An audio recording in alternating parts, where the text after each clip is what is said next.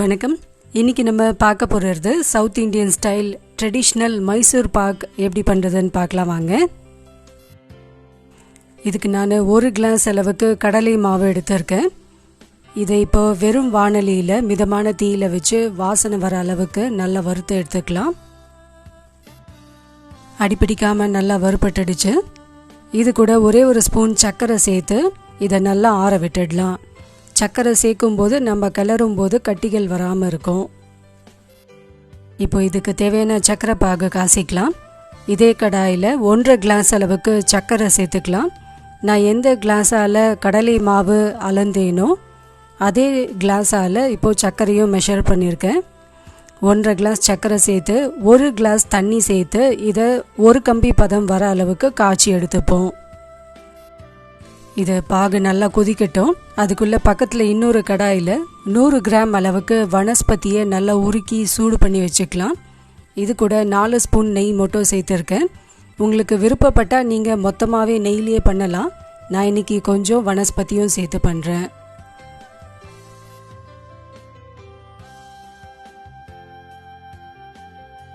ஒரு ட்ரேலையோ இல்லைன்னா ஒரு தட்டுலேயோ கொஞ்சமாக நெய் தடவி இதை க்ரீஸ் பண்ணி ரெடி பண்ணி வச்சுக்கலாம். பாகு நல்லா கொதிக்கட்டும்.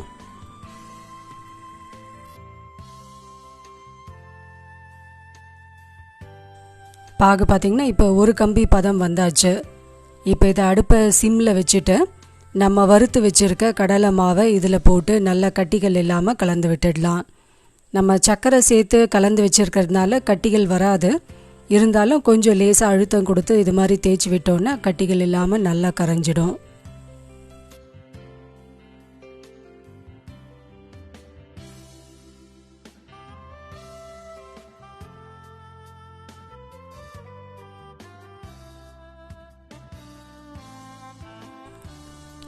கட்டிகள் இல்லாமல் இது மாதிரி நல்லா கலந்து விட்டுட்டு நம்ம சூடு பண்ணி வச்சுருக்க வனஸ்பதி நெய் அந்த கலவையை கொஞ்சம் கொஞ்சமாக இதில் சேர்த்து நல்லா கலந்து விட்டுட்டே இருக்கலாம்.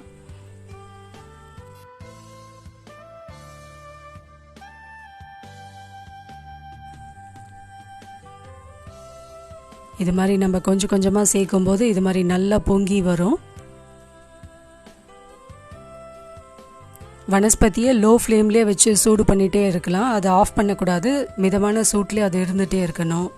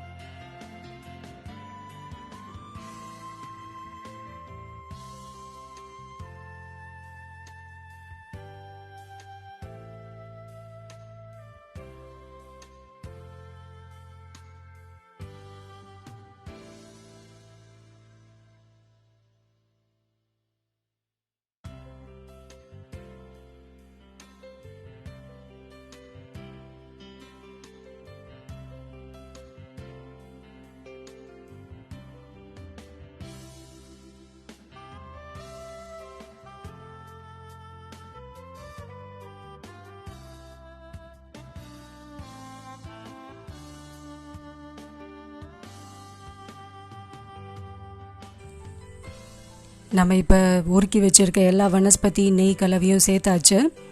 மாவு பார்த்திங்கன்னா நல்ல கண்ணாக வர ஆரம்பிக்கும். இது சரியான பதம். முதல்ல கொஞ்சம் கண்ணாக வரும்போதே எடுத்து நம்ம ரெடி பண்ணி வச்சுருக்க ட்ரேயில் சேர்த்துடலாம். ரொம்ப நேரம் கிளறிட்டே இருந்தோன்னா மாவு பூத்து போயிடும். அதுக்கப்புறமா நம்ம கட் பண்ணுறதுக்கு ஷேப் வராது, உதிரியாக போயிடும்.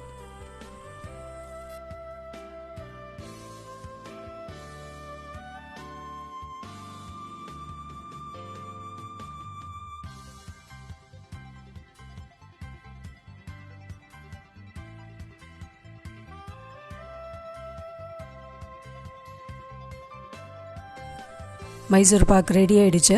இப்போ இதை நம்ம ரெடி பண்ணி வச்சுருக்க ட்ரேயில் சேர்த்துட்டு நல்லா இது மாதிரி ஒரு கரண்டியாலேயோ இல்லைன்னா ஒரு அகலமான ஸ்பூனாலேயோ அழுத்திட்டு இதை நல்லா சமமாக பண்ணி வச்சிடலாம்.